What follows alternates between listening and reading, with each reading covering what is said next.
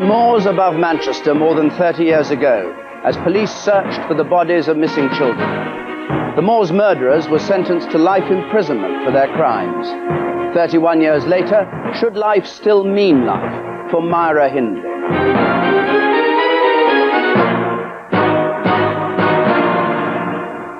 The moors' murderer, MYRA Hindley, insists she's no longer this woman, the depraved killer whose image has become the embodiment of evil. In a moment, we'll examine her claim to have changed in the 31 years since her sentence. In our film, we'll hear from the relations of the dead children and from many of those directly involved in her case. Home Secretary after Home Secretary has refused to let her go. The latest, Michael Howard, and just today in the House of Commons, Jack Straw for Labour, endorsing Howard's view that for Hindley, life means life. Hindley hopes to reverse this judgment by an appeal to the High Court, which is going to be heard in London early next month. She'll argue there that it's unlawful of the Home Secretary to say that she should die in jail. Who's right? The Home Secretary with public opinion on his side, or Hindley's supporters who say that after 31 years, the time has come to set her free? John Ware reports.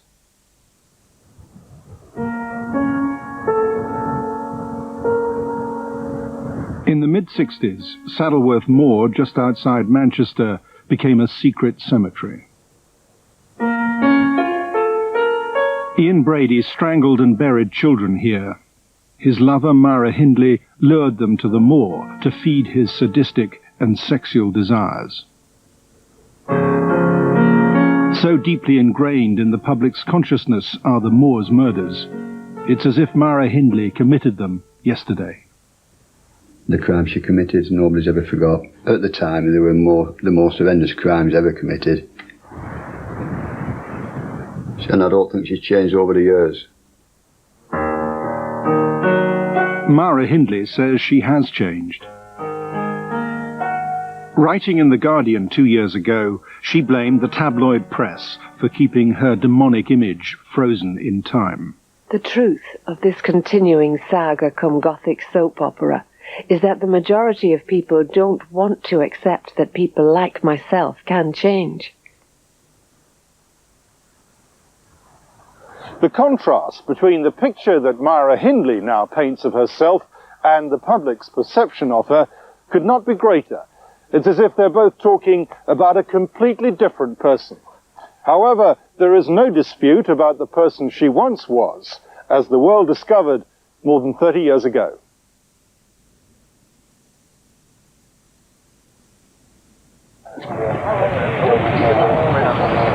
When the police began digging up the moor in 1965, they found 2 shallow graves. The graves contained the bodies of 2 children who'd been abducted, a 12-year-old boy from an open-air market and a 10-year-old girl from a fun fair. A 17-year-old boy had earlier been found axed to death in Hindley's home. Brady and Hindley were tried at Chester in the spring of 1966. The public and press laid siege to the court. Junior prosecuting counsel was the now retired High Court judge, Sir Ronald Waterhouse. There was immense interest. I was really rather astounded by it because provision had to be made for the international press. There were press from all over the world, and a special room had to be constructed, in effect, adjacent to the Chester court. The court heard that Brady got a thrill from torturing and killing children because it gave him power over life and death. Hindley was obsessively in love with Brady.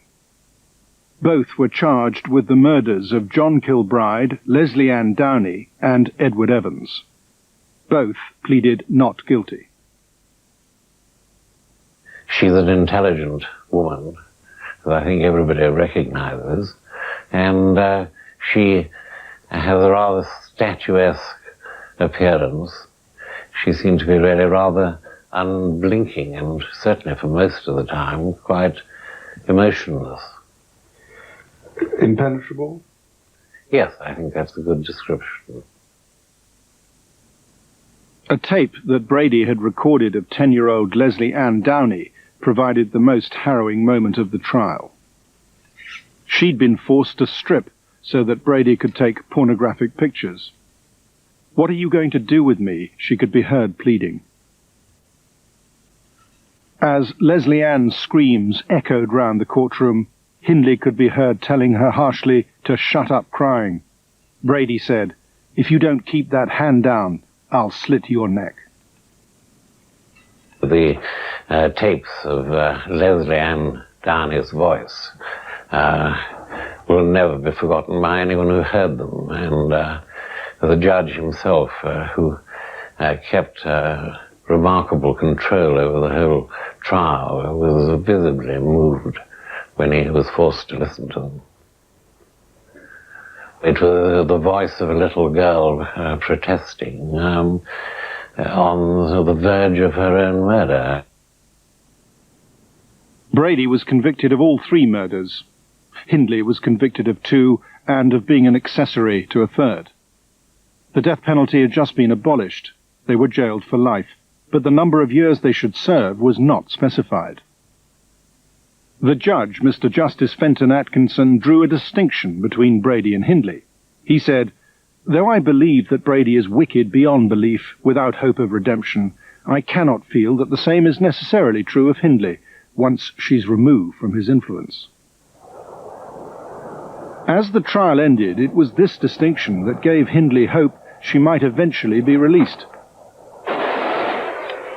Almost from the moment she was driven away in a Black Maria, Hindley has held on to this belief, and that is why the media spotlight has been trained on her rather than Brady, who has accepted he'll never be free. The family of John Kilbride, who Hindley lured to his death, say it is she who haunts them. Brady was insane. Hindley was not. You think she's worse than Brady? She could drive. She got the children away. He couldn't drive. She did the driving. She got the children to trust her. Myra Hindley actually enticed the children away, not him, Brady.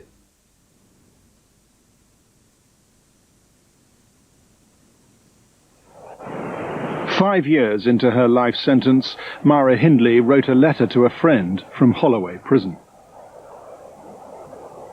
She said she had rampant gate fever. "I am obsessed with an inordinate desire to be free," she said. From her cell, she repudiated Brady, the god she'd idolized, and re-embraced the Catholic Church. She denied an ulterior motive.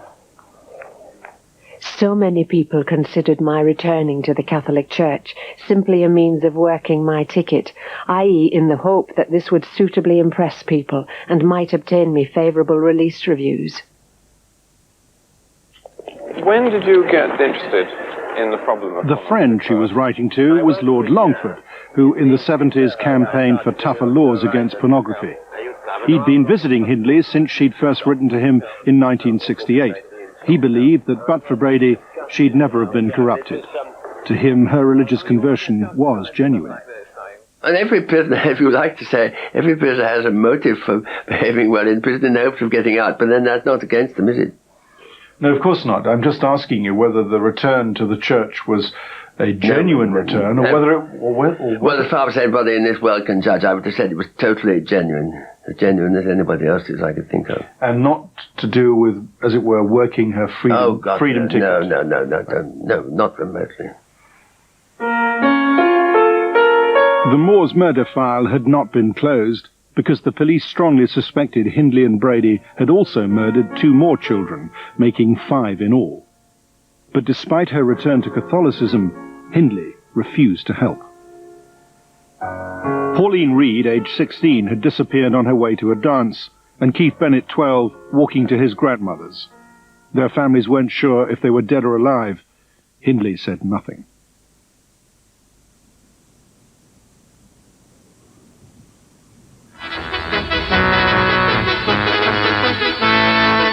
Media interest in Hindley was unrelenting, and she herself sometimes used the media to advance her case. In 1977, she tried to persuade the world that although she was Ian Brady's lover, she had not been involved with any murders. She wrote to this BBC programme, "I can't afford remorse for the things I have not done." Sitting with Leslie Ann's mother, Lord Longford argued that Hindley should be considered for parole. Everybody should be considered after 10 years, and she's been in prison now nearer 12 than 11. So I would put her on there. But then the question arises whether she should get parole, which is a different question, and I certainly think she should. So are you not prepared to consider at any point that MYRA Hindley should get parole? If she comes out, I'll be up for murder if I get my hands on that woman. I've said this to Lord Longford once, and I'll say it again. She will be one dead woman.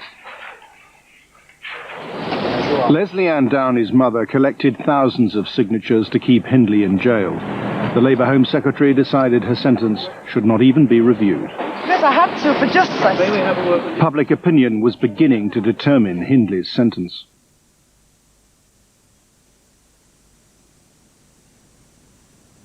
Hindley was still holding out for parole, but her letter to the parole board protesting her innocence of the murders was leaked to the Sun.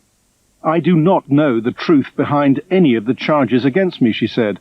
It was one of many leaks from official sources to Britain's most popular tabloid newspaper.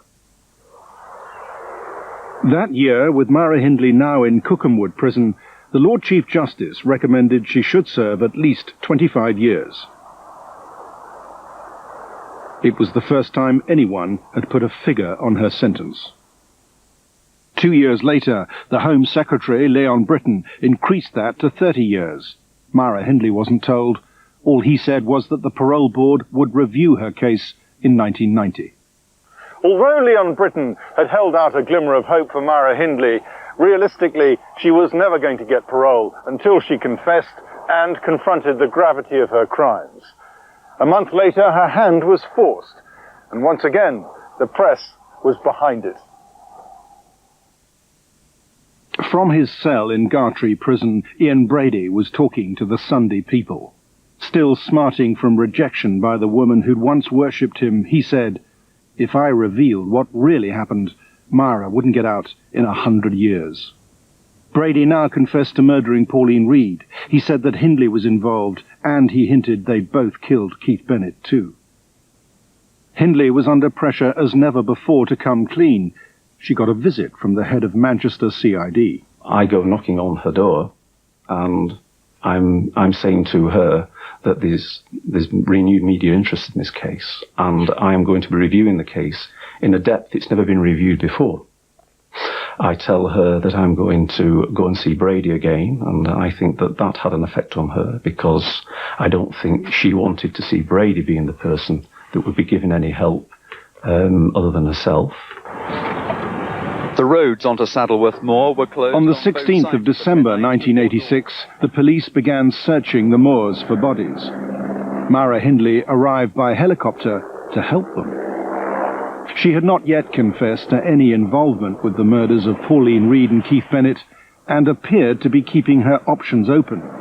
All she promised was to point out what were referred to as places of interest to Ian Brady.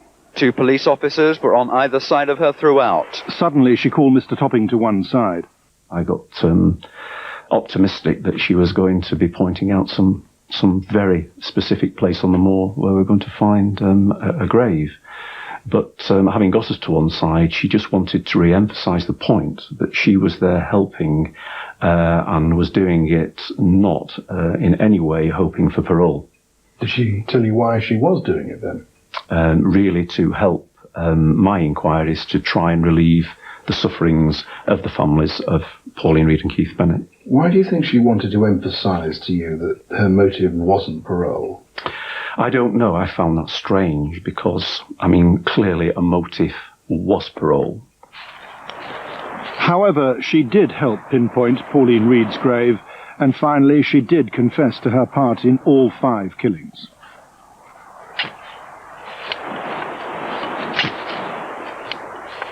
Although she claimed she was never present when Brady killed the children, she did admit she knew she was luring them to their deaths. When it came to Leslie Ann Downey, whose screams Brady had recorded, she told the police, "Oh God, this is a nightmare to have lived with so long."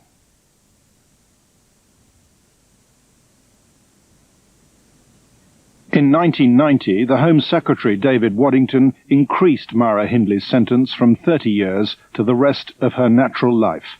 Again, this was not communicated to her. 3 years later, MYRA Hindley revealed her darkest secret from the moors, why she'd helped Ian Brady murder children. She told a counsellor she was infatuated with Brady and that he'd threatened to kill her if she backed out. But she also admitted the whole experience had held a kind of fascination. She wrote she'd had to explore the foul rag-and-bone shop cellars of her mind. The work of a lifetime. To scrutinize the mind, the memory, purged of selective amnesia and moral cowardice. One doesn't just have to confront one's offending behavior. One has to confront one's inner self. The parole board was more likely to be receptive to MYRA Hindley's case now she'd come clean. But the then Home Secretary Michael Howard changed the rules for prisoners serving whole life sentences. In future, there'd be no reduction in sentence for remorse. In December 1994, a letter leaked to The Sun revealed that Hindley had been told she'd stay in prison until she died. But although Mr. Howard was closing off her options, her case had already been scheduled for a parole board review. In January 1996, the board recommended that she be considered for transfer to an open prison as a prelude to release. The board concluded she had confronted her offending behaviour and was not a risk to the general public. But Michael Howard rejected their advice.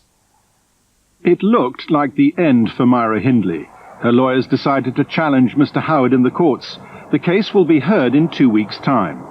But now the fight is also with his successor, Jack Straw. Although the new Home Secretary said he would consider good behaviour, last week he announced Hindley should stay in for life, a decision made before her lawyers had a proper chance to make their case. The fact that MYRA Hindley is judged by the parole board to have confronted her offending behaviour and not to be a risk to the general public, is that not something that Mr. Straw should take account of? Yes, I think he should. At least he shouldn't decide not to take it into account. He should keep his mind open as to what the situation may be in the future. But the effect of his announcement this week means that he will not take that into account now, doesn't it? Well, that's why I think it was an unreasonable decision. And unlawful in your view? Well, it's where a public official exercising statutory powers acts unreasonably, he acts unlawfully. MYRA Hindley argues that an endless stream of lurid headlines over the years has encouraged successive Home Secretaries to move the goalposts on her sentence. She believes the politicians have pandered to public opinion. Do you think it right that MYRA Hindley's sentence was increased from 30 years in 1985 to the rest of her natural life in 1990? I can't see any reason for it. If sentence of 30 years was appropriate then, what's changed to make it inappropriate now? Do you think that Home Secretaries should be removed from the business of setting tariff sentences altogether? I certainly do. It's merely a historical accident that the Home Secretary is involved in this matter. Well, if that had been the case, do you think MYRA Hindley would now be released if it had been left entirely to the judges? Probably is. But wouldn't that have led to an outcry? It may have led to an outcry, but on the other hand, justice is better. Justice should be done, outcry or not. If MYRA Hindley does win in court, there will certainly be an outcry. This is Ashton Market, from where in 1964 Hindley drove 12-year-old John Kilbride to his death on the moors. Today, John's brother Danny is seeking petitioners to put pay to any hope of her ever coming out of jail. What would your reaction be if MYRA Hindley was ever released? Why should she be let out to do it again? Nothing will persuade people here that she has changed. I don't see why. She's sick. She should be kept in there forever. That was a brilliant attitude. She should have been hung on day one. Correct. And I want a rapture sign. Good on you. If you want an executioner, I'll volunteer for the job. Yes, good man. I'll tell you. Good man. Very good. Very good. Bravo. The fact that Danny Kilbride collected 130,000 signatures in this area alone indicates just how strong public opinion is against Myra Hindley's release. Thank you, sir. She has become such a political hot potato that no Home Secretary wants to be the one to free her. Thank God it's not my decision, one former Home Secretary told us. Whatever dark forces possessed her 33 years ago, Myra Hindley claims to have long since banished them. She says she has served her sentence and is now being treated as if she was a political prisoner to serve the interests of successive Home Secretaries. Words are inadequate to express my deep sorrow and remorse for the crimes I have committed and the pain I have caused. But after 30 years in prison, I think I have paid my debt to society and atoned for my crimes. I ask people to judge me as I am now and not as I was then.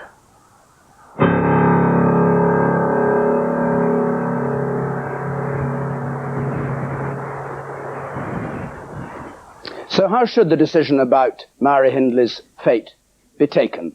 With us are a number of people who've been involved one way or another in the case. Anne Widdecombe, for instance, was Prisons Minister who recommended to the previous Home Secretary that she shouldn't be released. What account should be taken of this concept of remorse or contrition on the part of Myra Hindley? Well, of course, when you're setting a tariff, what you're actually doing is looking at the circumstances of the crime. And you're setting the number of years that must be served to satisfy retribution and deterrence. Once that period has been served, if it's not whole life, then the only things that you thereafter look at are things like risk. So there is a very distinct two-stage process. In the first, you're actually looking at the nature of the crime. In the second, when the tariff has been served, then the parole board or the Home Secretary is looking at risk. So even when the tariff is over, it's not the moment for automatic release. Oh, no. You still remain in jail until... It would be theoretically possible to have a low tariff, say 10 years, and never to be let out because nobody was ever convinced that the risk had diminished. Theoretically possible. Has she completed her tariff, or now that she's a whole life prisoner, is there no ending to it? There is no end to her tariff because she is one of 23, or 23 at the time I left the Home Office, who will remain in prison for life. And so, in your opinion, there should be no question of considering her release? It was my opinion when I was in the Home Office, and it hasn't changed, that the particular circumstances of those crimes are such that they merit the ultimate, which is life imprisonment. Peter Timms was a former prison governor, now a Methodist minister, who got to know Myra Hindley well. Mr. Timms, what do you say about her state of mind and contrition and why it should count? Well, first of all, I'm quite sure the minister knows very well. She said herself that the question is risk, and the minister, she's read the record, as she must have read the record, knows there is not the slightest suggestion in the record of any risk in this case. So she is, as in fact the previous minister, prisons minister, said, she is indeed a political prisoner. David Mellor said that to me, and he said to me quite openly. What do you mean by a political prisoner? Well, he said that what I'm saying is that there's no justification using the rules normally as they're used for keeping her in prison just because she's not a risk. If she's an old lady who's not going to do it again, she should be let out regardless? Well, what he was saying is that there's nothing in the record to suggest that anybody has ever said she's a risk. Right. Anne Widdecombe? No, she is not a political prisoner. And what I can say is that when the Home Secretary was acting in a quasi-judicial role, that was exactly how he acted, and political considerations did not come into it. She is not a political prisoner. I did not say risk was the issue. If you listen to what I said, I'm sorry, I said only when tariff is over does risk become the issue. And in this case, tariff will not be over, so risk is not the issue. It cannot, even the minister, for heaven's sake, cannot believe it is right to re-sentence a person over and over and over again. That's a matter for judges. It's long past when we should give this to politicians. Right. She had a life sentence at the start, and she's got a life sentence now. Kelvin Mackenzie was for 13 years editor of The Sun. They've always talked about the evil Myra Hindley, been in the van of keeping her in the front of opinion. Do you think the argument about her state of mind, whether she is showing contrition, should weigh with the Home Secretary? Not at all, no. The fact is, whether she's contrite or not, she killed 5 children, And the fact is that she now claims in some curious way to have seen the light and is duping not only God's people, but using God as a shield to get out, makes her even more disgusting than she was before. She has no shame. She should stay in jail until she dies. She was found guilty of 2 of those 5 murders, and then, as we heard in the film, admitted her involvement in all of them. Bert White, you're a Roman Catholic priest. You saw her, I think, 12 days ago. What do you say about her state of mind, and what account public opinion and the Home Secretary should take of it? Do you think it's relevant? Well, I met Myra Hindley in October of 1993, and I grew up at the time when all this was going on, and I believed in the devil incarnate and the evil monster and all the rest of it. What I find very difficult to reconcile now, knowing the person I met and ministered to as one of many prisoners that I did in Rochester Prison and Cookham, is reading all this stuff in the papers and through the media, and then knowing the woman. It seems to be like there are 2 Myras. I never knew her 32 years ago. I can only speak for now. The Myra you know now, you're saying should be let out. Why should she be let out if she has committed these crimes? Well, I believe she's served her time. I believe that the issues of justice should be left to a particular judicial process and not to politicians who have rather dubious motives of vote catching and pandering to the people. I think that the person she is now is somebody who's quite different. I can't see the 2. It's almost... I can't reconcile the 2 images. It's almost as if have newspapers like The Sun contrived to give the public one view of Myra Hindley, which is not the view that her priest has of her? No, I mean, newspapers give the correct view of a multiple killer. And I feel very sorry for the priest for being duped by this clever woman who didn't even confess to 2 of the murders until she thought it was in her own parole interest. I mean, well, you'd expect Duncan Mackenzie to say that, wouldn't you, really? But in fact, it is just not true. People who are watching this programme will want to listen to people that have met and spent time with the woman as another human being on this earth who's committed some awful crimes. She accepts that. And what she said to me some years ago, after 21 years, when she did confess, she said to me very, very, very powerfully, I'm sorry I didn't do this 21 years ago. Anne Widdecombe, Michael Howard and Jack Straw have all said that in the interests of retribution and deterrence, it should be a whole life sentence. Well, how do you knock that argument down? Well, what I'm saying is she's been treated quite unfairly in terms of other life sentence prisoners. She's one of 23. She's one of 23 with a whole life sentence. She's not Fred Broughton is chairman of the Police Federation. What do you say to this? Well, I think whatever interpretation or spin you put on this debate, the crime itself was so unacceptable that I think that's quite right. The deterrent of that sentence, which was a life sentence, should stand. I mean, I would go further. I think in the cases of murder of police officers or in murders of this magnitude, then I believe that capital punishment should be reconsidered.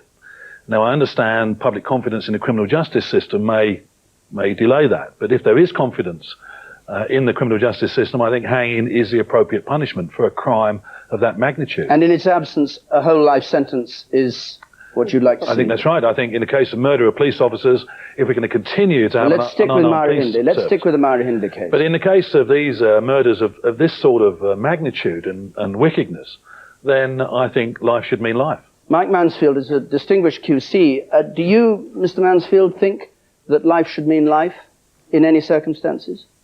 No, I think that what I'd like to echo the words of Sir Frederick Lawton in the film, that really what the public requires and the victims of crime require, as well as the defendants in particular cases require, is clarity. And one of the difficulties about this situation is that when the sentence was originally passed, it didn't actually mean whole life.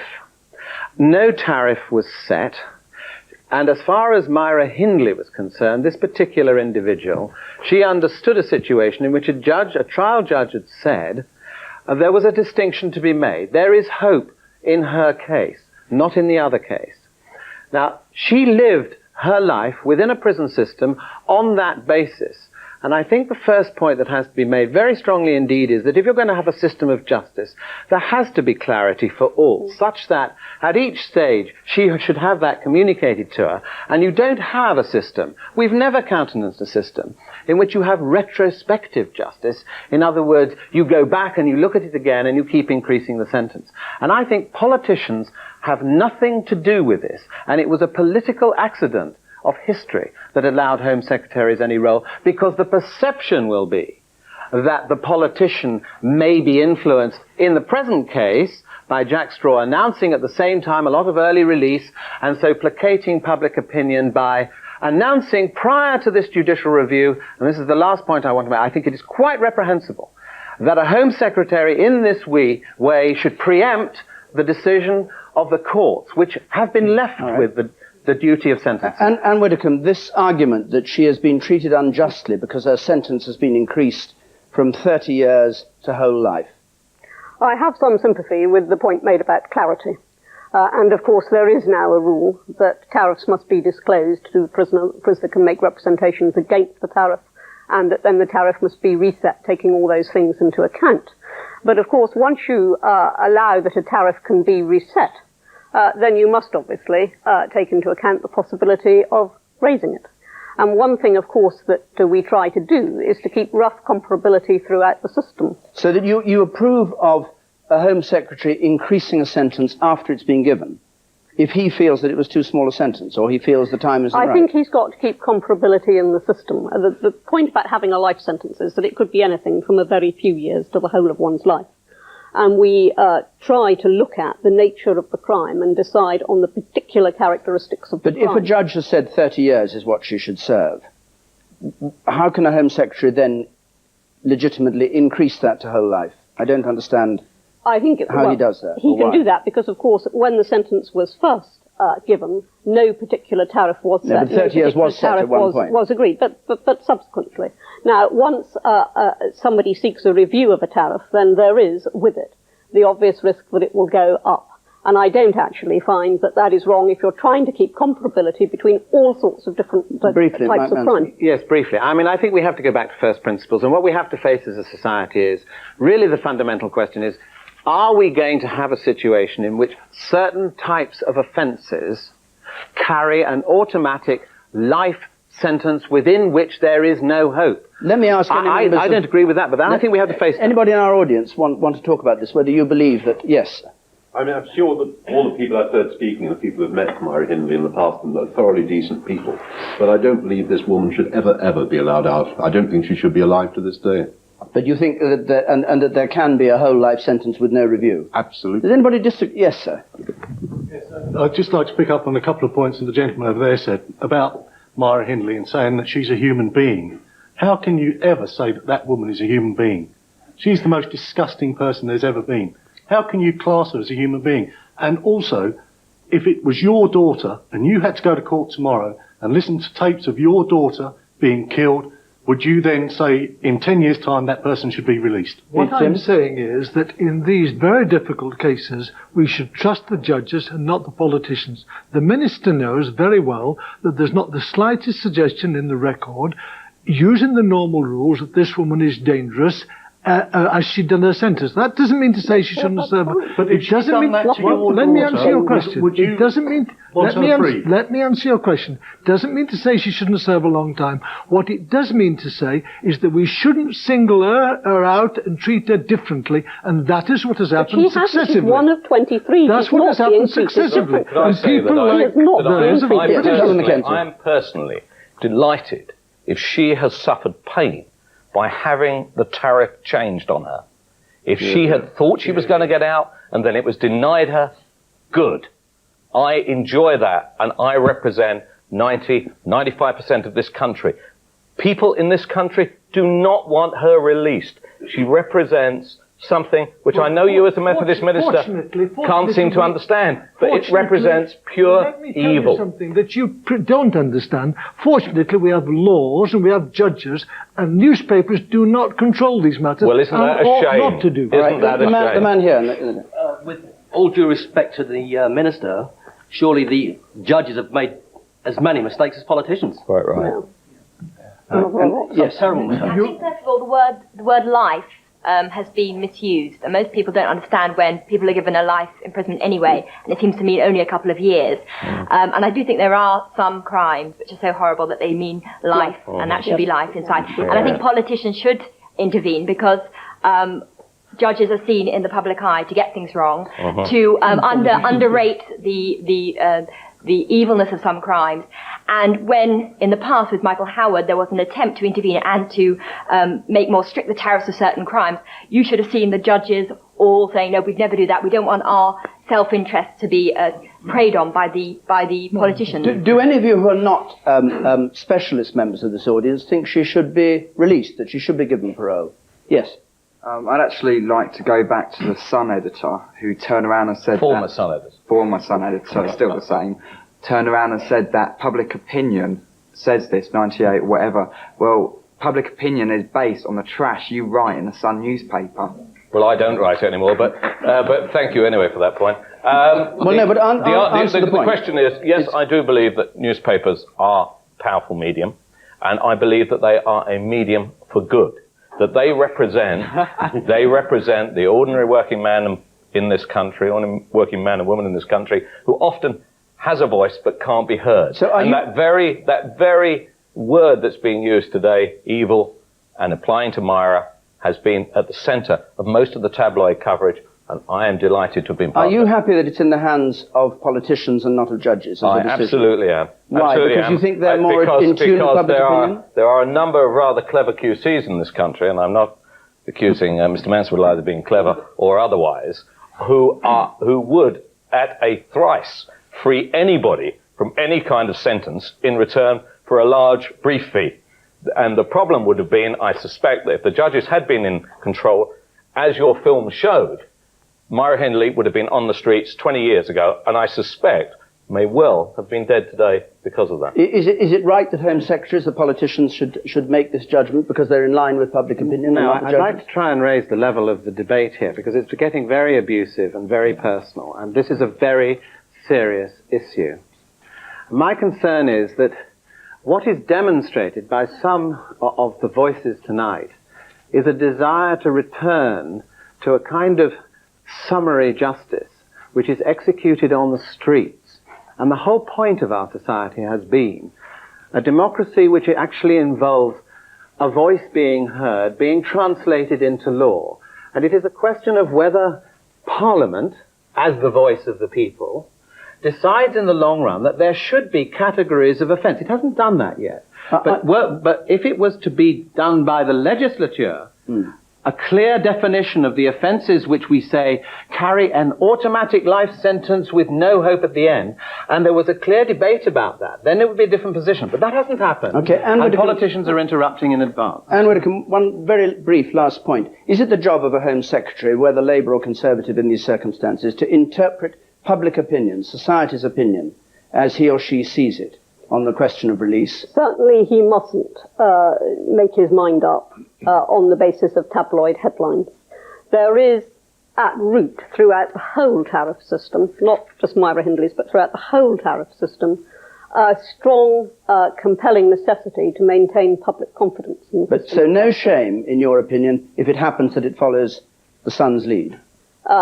As I said, we have to maintain public confidence, but what we do not do, and I can guarantee it because I took part in it, what we do not do is let that override quasi-judicial proceedings. All right, we have to stop there. Thank you all very much indeed. It's 18 years since MYRA Hindley first applied for parole. The argument goes on next in 2 weeks' time, when she will be trying to persuade the High Court that successive Home Secretaries have got it wrong and that she should be freed. From everybody here in Panorama, good night.